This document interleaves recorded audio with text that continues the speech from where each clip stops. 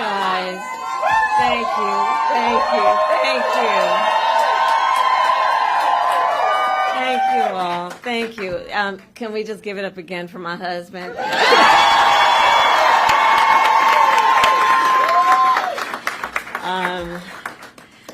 It is so good to hear our president's voice. Joe, I know you're still on the call, and we've been talking every day. You guys heard it from Doug's voice. We love Joe and Jill. We really do. They truly are like family to us. So do we. And we do. Everybody here does. It's mutual. I knew you were still there. You're not going anywhere, Joe. I'm watching you, kid. I'm watching you, kid. I love you. I love you, Joe. Oh.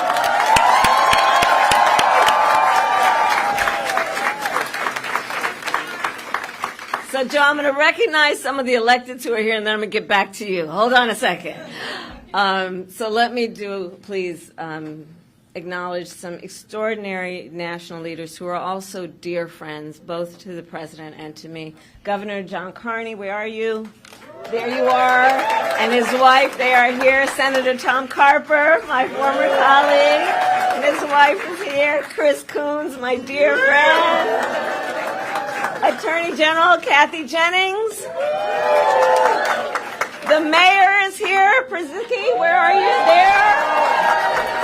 And the next United States Senator from the great state of Delaware is here, Lisa.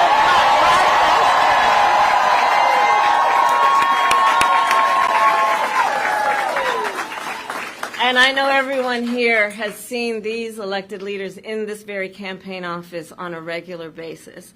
And I know Joe is so thankful to them for their lifelong friendship, but I want to thank them also because you guys have really been carrying some heavy water from the first days of our campaign. So thank you all. This truly is a Delaware family. Thank you. I want to thank Jen O'Malley Dillon. Where is she, Jen? I'm going to talk about her in a minute. Julie Chavez Rodriguez. Sheila Nix. And the entire team that is here. I want to thank all of you and those who are joining from offices across our nation. So Doug and I wanted to stop by today to thank everybody and to express just what we know to be true. You all have been working so hard. The people in this office have been working so hard. And you have given so much of yourselves, long days and nights.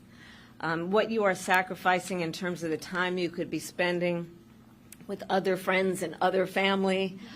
And you're giving yourselves to our country because you love our country and you love Joe and you love me, and we know that. And so today, just right after Joe made his announcement, it was important for me to continue with his role of leadership in this office, of like him, who has said for many, many, many months, and I say it today, thank you all so very much for what you are doing and what you will continue to do. So let's applaud the team.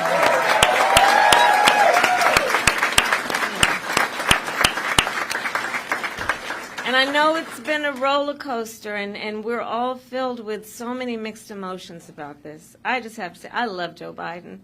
I love Joe Biden, and I know we all do, and we have so many darn good reasons for loving Joe Biden. And I have full faith that this team will be the reason we win in November. You all who are here. And as Julie always says, and I will quote the great Julie, we are one team, one fight. One team, one fight. And she's been an extraordinary campaign manager. She's going to continue in this role and see us to victory in November. And we are all here because we love our country, right? And we believe in our foundational principles. We believe in freedom and opportunity and justice, not for some, but for all. And so we have 106 days until Election Day, and in that time we have some hard work to do. And as JOD always reminds us, we can do hard things. JOD has been such an incredible leader of this team, and that is why I have just asked her to run my campaign, and she has accepted.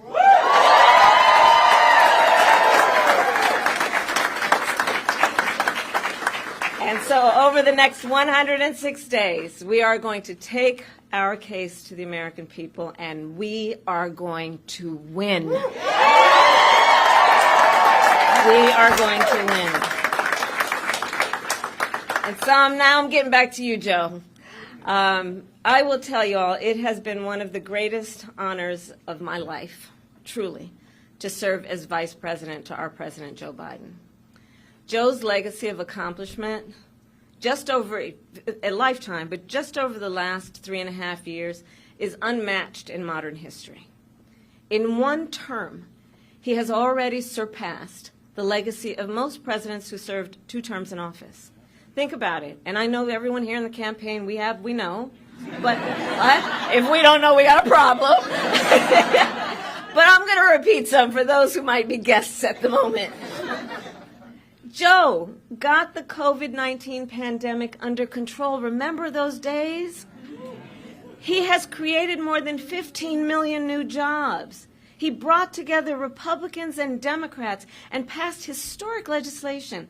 And I'm going to tell you, I'm a firsthand witness to all this work. I would sit with Joe in the Oval Office while he would bring members of both sides of the aisle and talk and listen and help them see what they may have in common and how we can actually work towards solutions. And because of their confidence in Joe, these accomplishments occurred. Joe has stood up for democracy at home, and he has stood up for democracy abroad, and he has always stood up for what he believes is right. And many of you may know, I first came to know Joe through his son, Beau. Beau and I worked together as state attorneys general. And back then, Beau would often tell me stories about his dad. And he would talk about the kind of father and the kind of man that Joe Biden is. And he would talk about the qualities of his father. And the qualities that Beau revered the most are the same qualities that I see every day in our president. His honesty, his integrity, his commitment to his faith and his family, his big, big heart, and his deep love of our country. And I don't need to tell you all, you know Joe's background, right? I mean, he grew up in a middle-class family in Scranton, and he has never forgotten where he comes from. And so, again, I am a first-hand witness from being with him in the Oval Office to the Situation Room and seeing him on the global stage with world leaders. President Joe Biden fights for the American people, and we are deeply, deeply grateful for his service to our nation.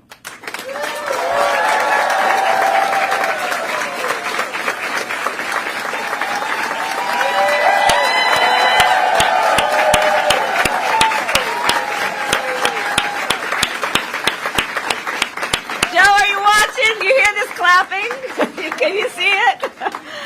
I'm watching. I'm watching. I knew it. We love you, Joe. You're the best, kid. And let us be very clear, Joe is not done. Far from it. He knows there is still more work to do, and our nation will continue to praise his bold and visionary leadership as president. Thank you, Joe. Thank you. And it is my great honor to have Joe's endorsement in this race. You sure do. And it is my intention to go out and earn this nomination and to win.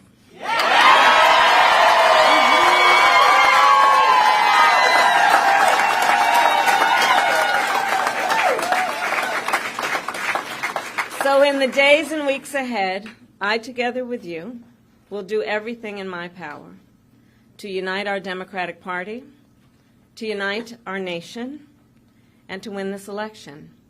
You know, as many of you know, before I was elected as Vice President, before I was elected as United States Senator, I was the elected Attorney General, as I've mentioned, of California, and before that I was a courtroom prosecutor. In those roles, I took on perpetrators of all kinds.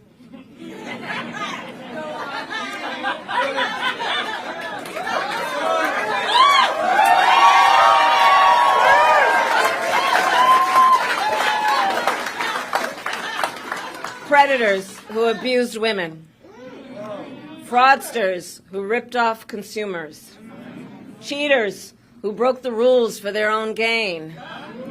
So hear me when I say, I know Donald Trump's type.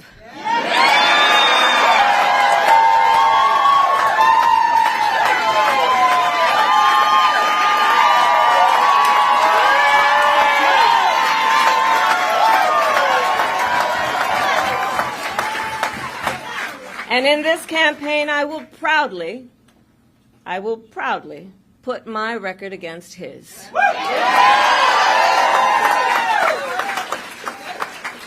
As a young prosecutor, when I was in the Alameda County District Attorney's Office in California, I specialized in cases involving sexual abuse.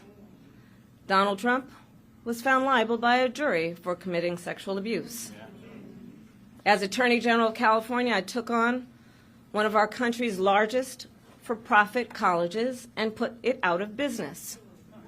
Donald Trump ran a for-profit college, Trump University, that was forced to pay $25 million to the students it scammed. As district attorney, to go after polluters, I created one of the first environmental justice units in our nation. Donald Trump stood in Mar-a-Lago and told big oil lobbyists he would do their bidding for a $1 billion campaign contribution. During the foreclosure crisis, I took on the big Wall Street banks and won $20 billion for California families,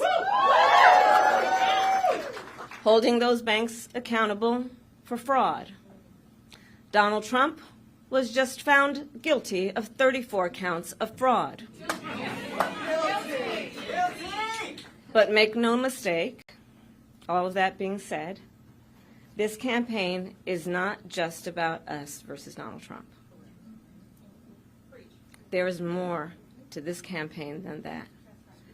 Our campaign has always been about two different versions of what we see as the future of our country, two different visions for the future of our country.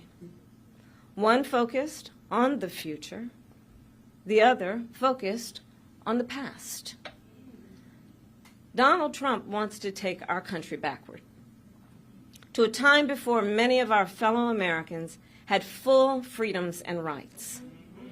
But we believe in a brighter future that makes room for all Americans. We believe in a future where every person has the opportunity not just to get by, but to get ahead.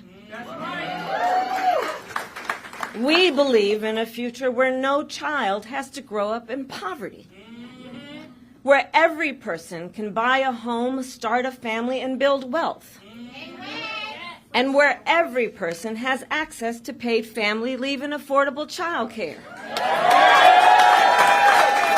That's the future we see. Together we fight to build a nation where every person has affordable health care, where every worker is paid fairly, and where every senior can retire with dignity. All of this is to say, building up the middle class will be a defining goal of my presidency.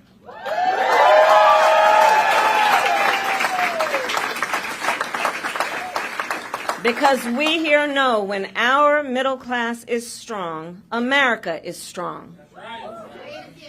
And we know that's not the future Donald Trump is fighting for. He and his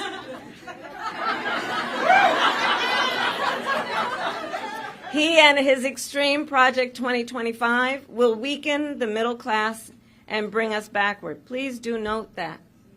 Back to the failed trickle-down policies that gave huge tax breaks to billionaires and big corporations and made working families pay the cost. Back to policies that put Social Security and Medicare on the chopping block.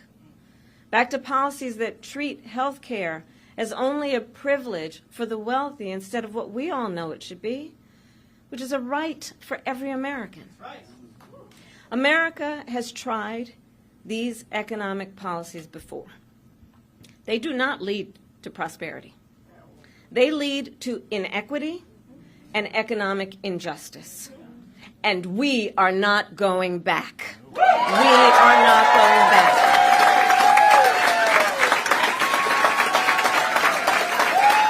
You're not taking us back. Our fight for the future is also a fight for freedom. Generations of Americans before us have led the fight for freedom, from our founders to our framers, to the abolitionists and the suffragettes, to the freedom riders and farm workers. And now I say, team, the baton is in our hands.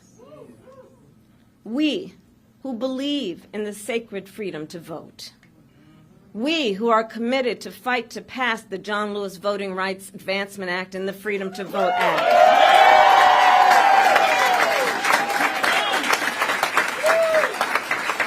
We who believe in the freedom to live safe from gun violence. And that's why we will work to pass universal background checks, red flag laws, and an assault weapons ban.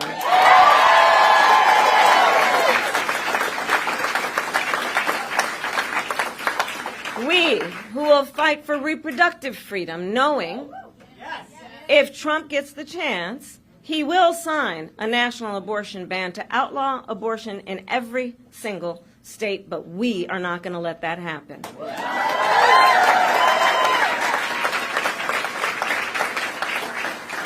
It is this team here that is going to help in this November to elect a majority of members of the United States Congress who agree the government should not be telling a woman what to do with her body.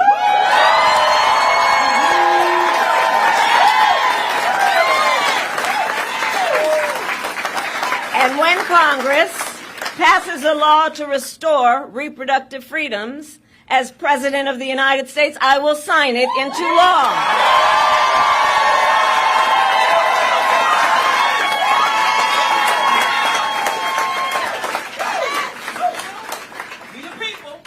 Indeed, we the people. So ultimately, to all the friends here, I say, in this election, we know we each face a question: what kind of country do we want to live in? A country of freedom, compassion, and rule of law? Yes! Or a country of chaos, fear, and hate? No!